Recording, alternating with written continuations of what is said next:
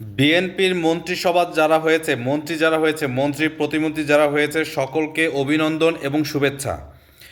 কিন্তু এটা মাথায় রাখতে হবে, যারা মন্ত্রী হয়েছেন ২০০১ থেকে ২০০৫ সালের ক্ষমতা কিন্তু আমরা দেখেছি। আপনারা যদি এটার পুনরাবৃত্তি ঘটানোর চেষ্টা করেন, আওয়ামী লীগের যে পরিণতিটা হয়েছে তার চাইতে ভয়ঙ্কর পরিণতি হবে আপনাদের। এজন্য আপনারা এই ঘটনাকে শিক্ষা নিয়ে আপনারা যাতে সুন্দরভাবে মন্ত্রী পরিষদটাকে চালাইতে পারেন এবং দেশবাসীর জন্য কাজ করতে পারেন, সেটার জন্য আপনাদের কাছে জনগণের আশাটা আরও অনেক বড়।